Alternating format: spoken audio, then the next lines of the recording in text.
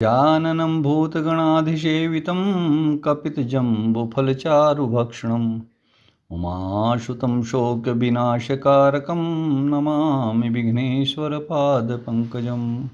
जय श्री राधे। ज्योतिष में हम आज बात करेंगे प्रश्न लग्न के बारे में। कुछ व्यक्ति जिनको अपना जन्म का समय, तारीख वगैरह पता नहीं होती, वे किस प्रकार मालूम करें कि उसका भविष्य क्या होगा, या उसके भविष्य में फ्यूचर में जो क्वेश्चन आ रहे हैं, जो प्रश्न आ रहे हैं, उनका समाधान कैसे होता है, यह प्रश्न कुंडली से बताया जाता है। प्रश्न कुंडली में एक समय में एक ही प्रश्न का उत्तर दिया जा सकता है। अगर इसके बाद वह व्यक्ति दूसरा प्रश्न करता है या उसी लग्न में कोई दूसरा व्यक्ति भी अपना प्रश्न रखता है, तो वह उस लग्न में नहीं बताया जाता, बल्कि उसके लिए विधि अलग है।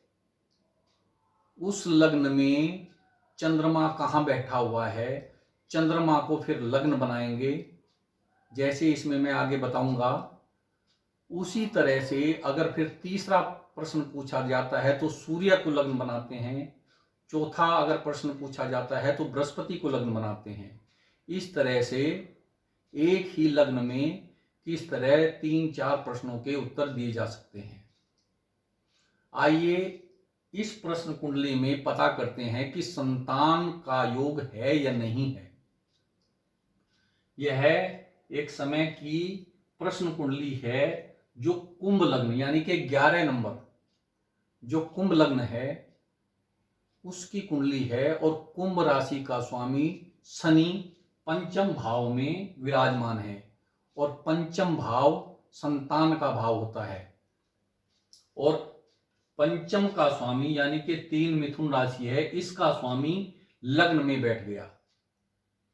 बुध लग्न में है और लग्न का स्वामी पंचम में है, तो यह राशि परिवर्तन योग है। अतः संतान अवश्य होगी।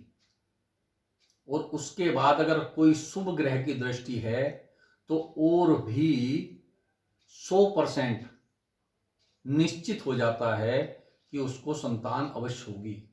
यहां बृहस्पति 5वीं दृष्टि से पंचम भाव को देखता है, और चंद्रमा यहां से सप्तम दृष्टि से पंचम भाव को देखता है। तो 2 ग्रह जो सौम्य ग्रह कहे जाते हैं उनकी दृष्टि पंचम भाव पर है, और बुध और शनि आपस में राशि परिवर्तन में बैठे हुए हैं, तो संतान का प्रबल योग है, यानी कि संतान अवश्य होगी। अब बात आती है कि अगर वही व्यक्ति उसी लग्न में दूसरा प्रश्न करता है तो उसका उत्तर कैसे दिया जाएगा। ये चंद्रमा यहां धनु राशि में है, तो धनु राशि यहां आ जाएगी, यानी कि वह धनु लग्न बन जाएगा और चंद्रमा यहां आ जाएगा। उसके बाद सभी ग्रह अपने अनुसार जैसे पहले थे लग्न में, उसी तरह उसी स्थान पर उसी राशि में विराजमान रहेंगे, और दूसरे प्रश्न का उत्तर उसी भाव में जिस भाव का प्रश्न है। अगर रोग का भाव है तो छठे भाव में, अगर पुरुषार्थ यानी कि कार्य, नौकरी आदि का भाव है तो 10वें भाव में। इस तरह से दूसरे प्रश्न का उत्तर दिया जाएगा। अगर फिर तीसरा प्रश्न है तो यहां सूर्य लग्न में सूर्य आ जाएगा, और वह राशि जिसमें सूर्य विराजमान है वह यहां लग्न में आ जाएगी। इस तरह से एक से ज्यादा प्रश्न करने के लिए उसे अलग अलग ग्रहों के लग्न बनाने पड़ते हैं।